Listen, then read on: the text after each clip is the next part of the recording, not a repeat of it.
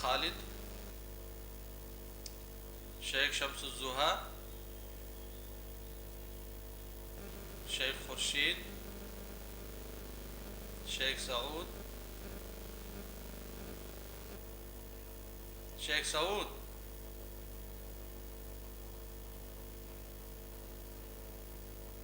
شیخ حماد، شیخ حماد،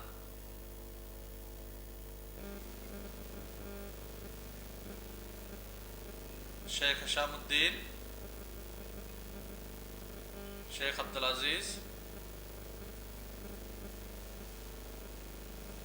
الحمدللہ رب العالمین والصلاة والسلام علی رسولہ الکریم وعلی آلہ وصحبہ اجمعین ومن تبعهم بإحسان الى یوم الدین، اما بعد۔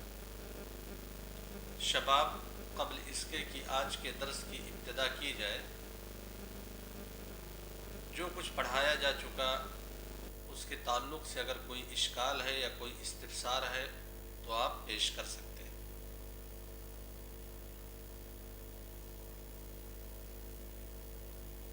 ہاں شباب،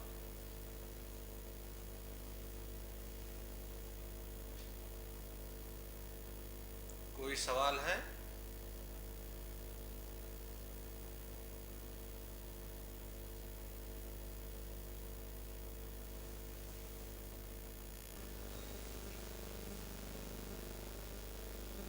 اصحاب حرف و صناعات کے کچھ مسائل کا تذکرہ چل رہا ہے۔ وہ لوگ جو کسی پیشہ سے اپنے آپ کو منسلک کیے ہوئے ہیں، ان کے کچھ احکام پر گفتگو ہوئی تھی۔ اس سے پہلے کل کے درس میں بتلایا گیا تھا کہ ایک پیشہ ور آدمی یا ایک صاحب صناعت کیا اپنے کپڑوں میں نماز کی ادائیگی کر سکتا ہے یا نہیں کر سکتا ہے۔ دوسرا مسئلہ ذکر کیا گیا تھا کہ ایک پیشہ ور یا صاحب صناعت انسان نماز کو وقت سے مؤخر کر سکتا ہے کہ نہیں۔ جی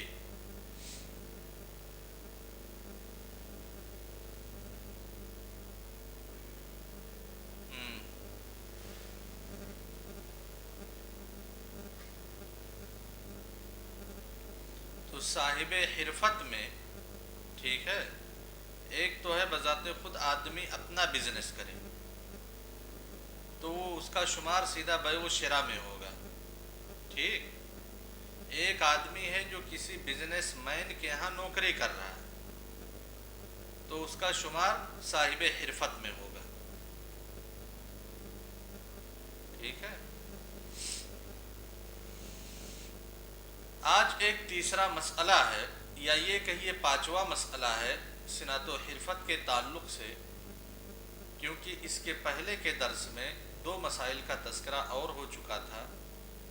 ایک مسئلہ ذکر کیا گیا تھا کہ کیا مسجد میں صنعت و حرفت کے پیشے سے منسلک رہا جا سکتا ہے، اور دوسرا مسئلہ تھا کہ جو چیزیں حرام ہیں کیا ان چیزوں سے کوئی آدمی صنعت و حرفت کو اختیار کر سکتا ہے کہ نہیں کر سکتا، یعنی حرام چیزیں بنا سکتا ہے یا اس کی سپلائی کر سکتا، یا جہاں پہ حرام چیزیں بنتی ہیں وہاں پہ کام کاج کر سکتا ہے کہ نہیں۔ پانچواں مسئلہ ہے اصحاب حرف اور صناعات کے روزے کا، کہ ان کے روزے کا کیا حکم ہے، کیا یہ لوگ روزہ توڑ سکتے ہیں یا روزہ نہیں توڑ سکتے۔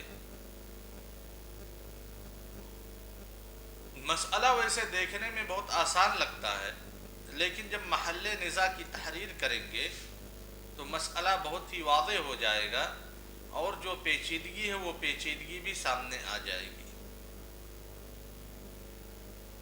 تمام علماء امت کا اجماع ہے کہ روزہ ایک مکلف کے اوپر فرض عین۔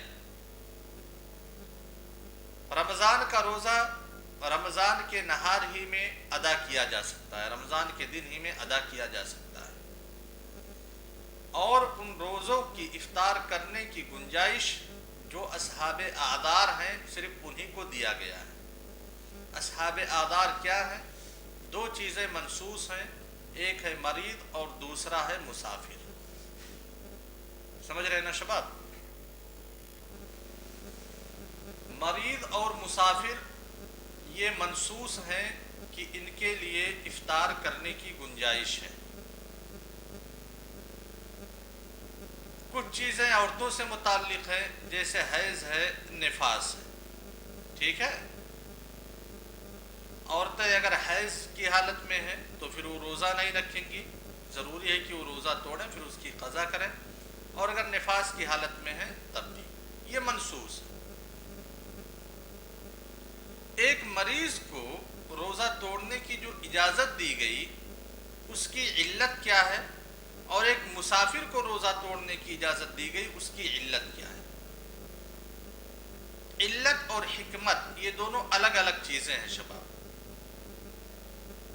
समझ रहे हैं बात को ना।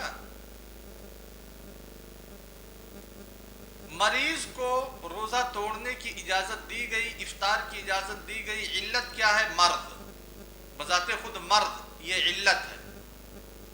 और हिकमत क्या है? परेशानी, कि अगर मरीज अपने मर्द की हालत में रोज़ा रखेगा तो उसे ज़्यादा परेशानी का सामना करना पड़ सकता है, ये हिकमत है, परेशानी। ऐसे मुसाफिर को रोज़ा तोड़ने की इजाज़त दी गई, इल्लत क्या है? बताते खुद सफ़र। हिकमत क्या है? परेशानी का अंदेशा, कि मुसाफिर को ज़्यादा परेशानी का अंदेशा हो सकता है, इसलिए उसे रोज़ा तोड़ने की इजाज़त दी गई। यही चीज़ जब हम हिकमत और इल्लत में तफरीक नहीं करते हैं और उलमाए उसूल की किताबों को नहीं पढ़ते हैं तो बहुत सारे मसाइल में गलती करते हैं। यानी एक इंसान अगर काम कर रहा है धूप में, अपने खेत में काम कर रहा है, रमज़ान का मौसम है, सख्त गर्मी का मौसम है, अपने खेत में वो काम कर रहा है, जाहिर सी बात है खेत में काम करेगा तो उसे धूप की तपिश भी ज़्यादा महसूस होगी, प्यास का एहसास भी ज़्यादा होगा उस शख्स के बनिस्बत जो अपने घर पे बैठा हुआ है कि नहीं है। तो धूप में जो काम कर रहा है उसे मशक्क़त आ रही है, तो क्या उस मशक्क़त की वजह से वो रोज़ा तोड़ सकता है? अगर हम कहते हैं कि मुसाफिर को रोज़ा तोड़ने की इजाज़त दी गई है मशक्क़त की वजह से, यानी मशक्क़त को इल्लत मानते हैं, तब तो हर कोई जिसे मशक्क़त लायक हो वो रोज़ा तोड़ सकता है। लेकिन अगर हम कहते हैं कि मुसाफिर को रोज़ा तोड़ने की इजाज़त दी गई है बजाते खुद सफ़र की वजह से, मशक्क़त सिर्फ एक हिकमत है, इल्लत नहीं है, तो ऐसी सूरत में जिसको मशक्क़त लायक हो देखा जाएगा कि क्या इल्लत भी मौजूद है या मौजूद नहीं है, क्या मर्ज़ की इल्लत है, क्या सफ़र की इल्लत है। अगर मर्ज़ और सफ़र की इल्लत है तब तो रोज़ा तोड़ सकता है, वरना मशक्क़त की वजह से रोज़ा नहीं तोड़ सकता। समझ गए ना शबाब?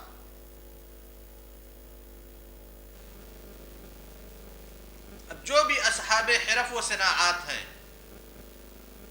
इनको भी हम दो किस्मों में मुनक़सिम कर सकते हैं। एक वो लोग जो अपना काम काज करते हैं, सनाअत से मुंसलिक हैं, अपने पेशे से मुंसलिक हैं, लेकिन उनको कोई मशक्क़त नहीं होती है।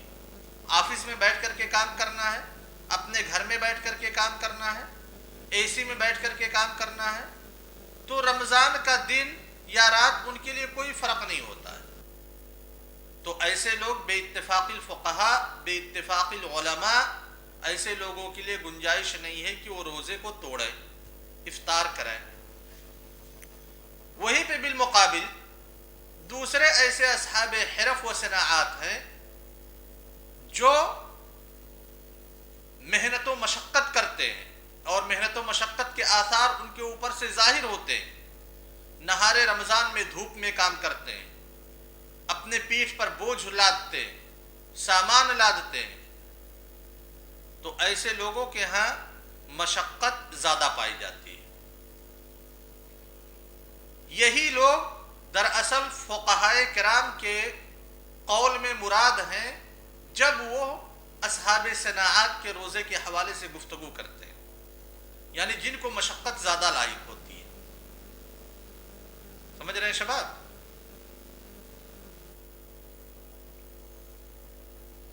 پھر یہ لوگ جن کو مشقت زیادہ لاحق ہوتی ہے، دھوپ میں نکل کر کے، گھر سے باہر ہو کر کے کام کرنا پڑتا ہے، پریشان ہوتے ہیں، تھکتے ہیں، ان لوگوں کو بھی ہم دو قسموں میں تقسیم کر سکتے ہیں۔ ایک قسم ایسے لوگوں کی ہے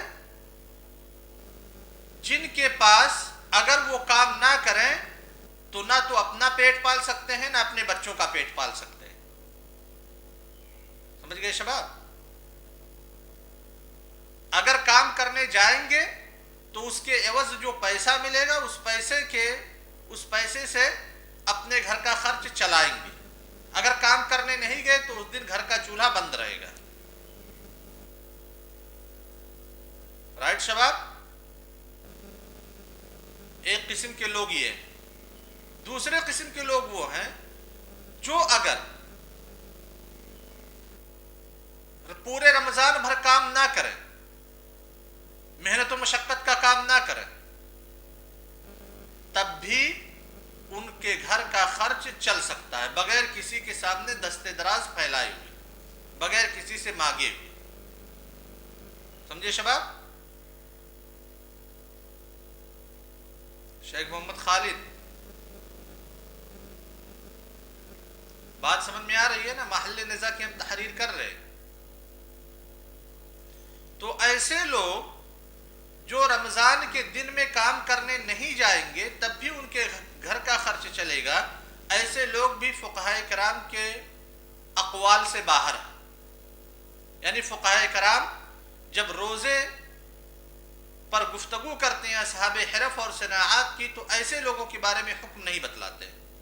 ایسے لوگوں کے لیے روزہ رکھنا ضروری ہے، ایسے لوگ روزہ نہیں توڑ سکتے۔ سمجھے شباب؟ مسئلہ ہے ان لوگوں کا جو اگر کام کرنے نہیں جائیں گے تو پھر ان کے گھر کا چولہا نہیں جلے گا۔ ایسے لوگوں کو بھی ہم دو قسموں میں منقسم کر سکتے ہیں۔ پہلی قسم ان لوگوں کی جو اجیر خاص ہے۔ اجیر خاص یعنی ایک وقت مقرر ہے کہ دن میں صبح 8 بجے سے لے کر کے شام کے 6 بجے تک آپ کو کام کرنا ہے، اور اس کام کا اس وقت کا کوئی متبادل ان کے پاس نہیں ہے کہ دوسرے وقت میں یا نائٹ ڈیوٹی ہم کر سکتے ہیں، رات میں بھی اس کام کو کر سکتے ہیں، جیسے عموماً ہمارے یہاں کھیتوں میں ہوتا ہے، گاؤں دیہات میں ہوتا ہے۔ ٹھیک ہے شباب؟ اور دوسری قسم کے وہ لوگ ہیں جن کے پاس متبادل موجود ہے کہ اگر دن میں کام کرنے نہیں جائیں گے تو ہم رات میں کام کر سکتے ہیں۔ تو جن کے پاس متبادل موجود ہے رات میں کام کرنے کا، وہ لوگ بھی اس حکم سے باہر ہیں، یعنی وہ لوگ بھی روزہ رکھیں گے۔ سمجھے شباب؟ مسئلہ یا محل نزاع کن لوگوں پر ہے؟ ایسے لوگ جو اصحاب حرف و صناعات ہیں، جن کے پاس کام کریں گے تبھی ان کے گھر کا چولہا جلے گا اور ان کے پاس اس وقت کا کوئی متبادل بھی موجود نہیں ہے، یعنی دن ہی میں نہار رمضان میں ہی کام کرنا ہے، اور نہار رمضان میں کام کریں گے تو ان کو بہت زیادہ مشقت لاحق ہوگی۔ تو اب یہاں پہ دو چیزیں ہیں شباب، ایک تو رمضان کے روزے کو چھوڑ دے، افطار کر لے، اور رمضان کا روزہ واجب ہے۔ ٹھیک ہے شباب؟ اور دوسرا اگر وہ کام نہیں کرتے تو پھر اپنا بھوکے رہیں اور ان کے بال بچے بھوکے رہیں، اہل و عیال کے اوپر خرچ کرنا بھی یہ بھی واجب ہے۔ ٹھیک ہے شباب؟ تو اگر ایک چیز کو انجام دیتے ہیں تو دوسرا مفقود ہو رہا۔ اگر رمضان کے روزوں کا اہتمام کرتے ہیں ڈر کی وجہ سے کہ رمضان کا روزہ ہمارے اوپر فرض ہے، ضروری ہے، واجب ہے، ہم رمضان کا روزہ رکھیں گے، تو رمضان کا روزہ جب رکھنے کی کوشش کر رہے ہیں تو وہ کام نہیں کر پا رہے ہیں۔ ٹھیک ہے؟ یعنی اپنے بیوی بچوں کو بھوکا مار رہے ہیں، اور جو اپنے بیوی بچوں کی رعایت کر رہے ہیں کہ ان کے لیے رزق کما کر کے لائے، تو رمضان کا روزہ چھوٹ رہا ہے۔ سمجھے شباب؟ ایسے لوگوں کے بارے میں فقہائے کرام کے جو اقوال ہیں ان کا خلاصہ یہ ہے کہ اگر پریشانی اس حد تک پہنچ جائے گی کہ صاحب حرف و صاحب صناعہ کو اس بات کا یقین ہو جائے کہ اگر وہ اپنے پیشے سے منسلک رہا تو پریشانی اس حد تک پہنچ جائے گی کہ اسے افطار کرنا ہی پڑے گا، تو ایسی صورت میں وہ افطار کر سکتا ہے، لیکن اس کے اوپر قضا ضروری ہے۔ واضح شباب؟ اب مسئلے کو خلط ملط نہیں کرنا، بالکل مسئلہ واضح ہے کہ ایسا شخص جس کے پاس گھر میں کچھ بھی نہیں ہے، وہ کمائے گا تبھی گھر کا چولہا جلے گا، ٹھیک ہے، اس کے پاس وقت کا متبادل بھی نہیں ہے، اور وہ بیک وقت روزہ رکھ کر کے کام بھی نہیں کر سکتا ہے، یعنی کام کرے گا تو اسے افطار کرنا ہی پڑے گا، تو ایسی صورت میں فقہائے کرام کہتے ہیں کہ وہ کام نہیں چھوڑے گا روزے کو مکمل کرنے کے لیے، بلکہ کام کرے گا، اور اگر وہ افطار کر لیتا ہے، روزہ توڑ دیتا ہے، تو پھر اس روزے کی قضا اس کے اوپر ضروری ہے، صرف قضا کرنا ہوگا، کفارہ نہیں، یعنی فدیہ نہیں۔ کیوں فقہائے کرام نے یہ قول پیش کیا؟ در حقیقت اضطرار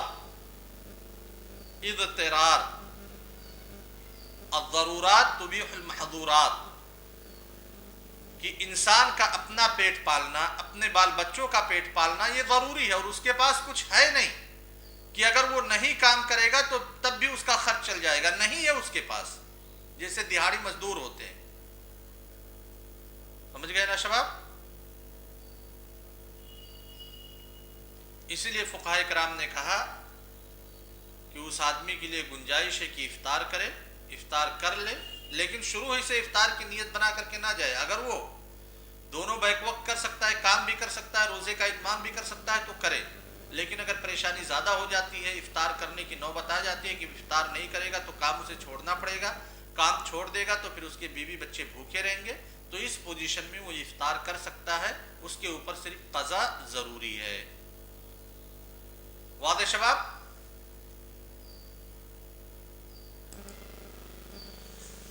ایک چھٹا مسئلہ ہے جس کا تعلق زکوٰۃ سے ہے۔ جو سامان یا جو اوزار اصحاب حرف و صناعات استعمال کرتے ہیں،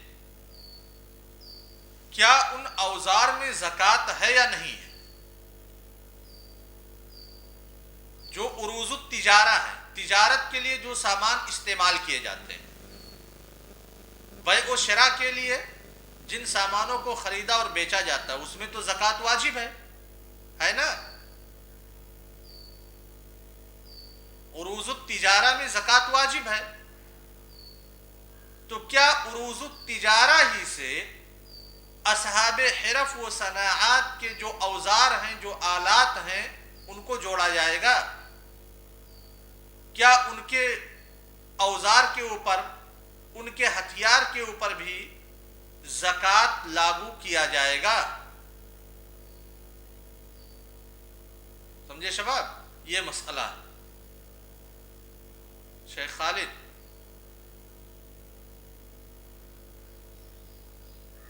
یہ مسئلہ ہے اور ٹائم ختم ہو گیا، اس مسئلے کی وضاحت انشاءاللہ کل۔ ٹھیک؟ السلام علیکم ورحمۃ اللہ وبرکاتہ۔